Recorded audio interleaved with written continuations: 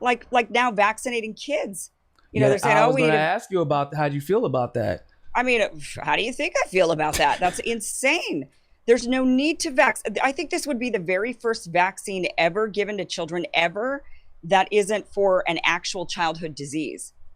I think Yes. every other vaccine that they give to kids, it's because that particular illness is kids are particularly vulnerable for, like measles, chicken pox. There's like the whooping cough, right? There's that one that gives them terrible diarrhea or something. I mean, there's like all of these ailments that are typically kids catch them, and kids have side effects from them, from the illness themselves.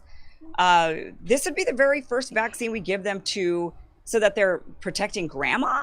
Yeah. So this says advisory boards to the Food and Drug Administration and the Centers for Disease and Control and Prevention, so the CDC, on Tuesday decided the benefits of jabbing children between 5 and 11 with the Pfizer vaccine outweigh any other health risks.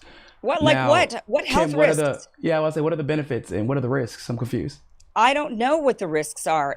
Most of the kids that get this are, they don't even feel it. Most Yeah. of the kids are totally asymptomatic. So, and then they say, oh, but long COVID. Well, what's long COVID if you're asymptomatic?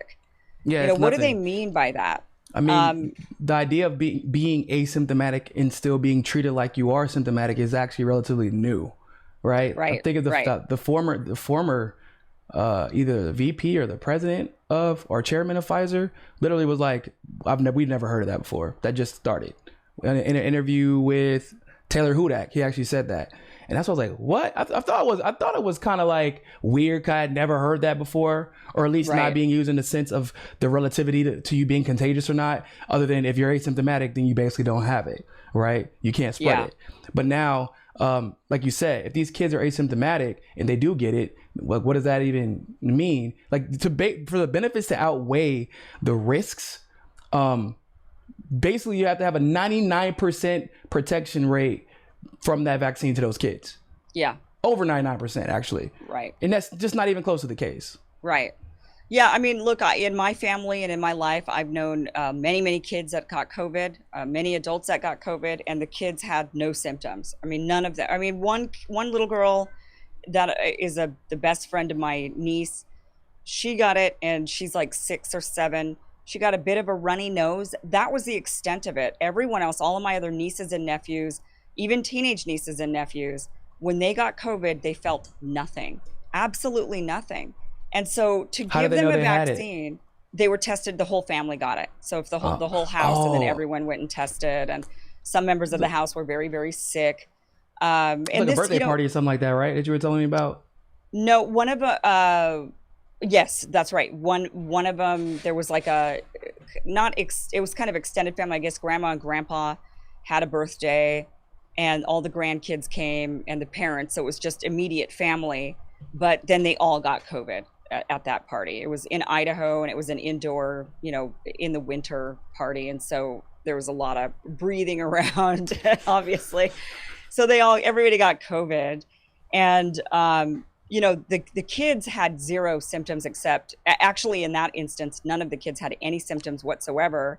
Mm. Even my 25-year-old niece, who's an adult, she had no symptoms. She lost her sense of taste and smell for a day. That was it. But her husband, he was sick for like 3 days.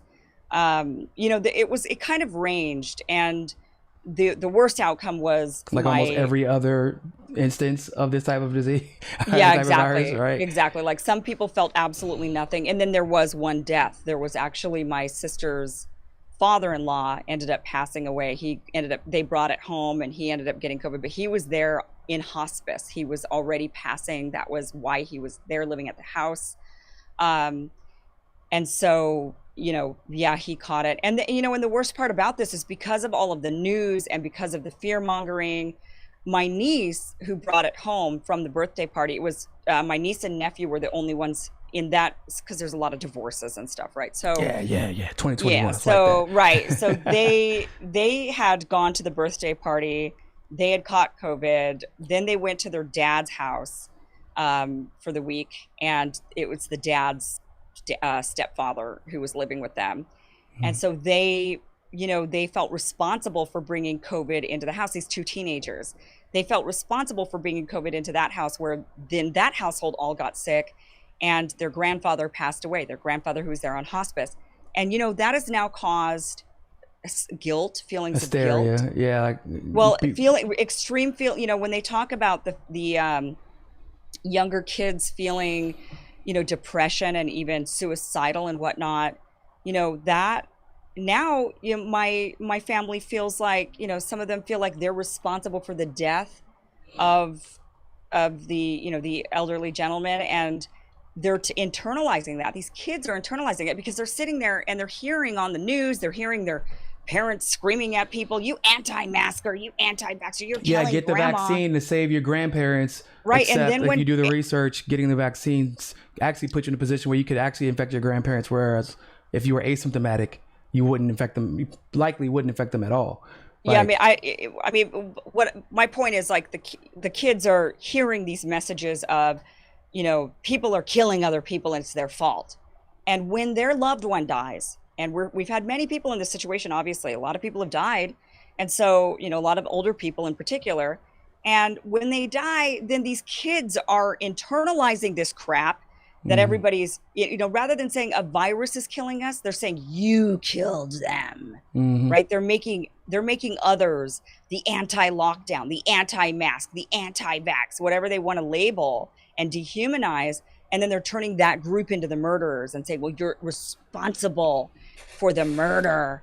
And I was even on Twitter the other day, and this woman, she had COVID. She says, I'm fully vaxxed. I got COVID probably from an I got COVID from an anti-masker.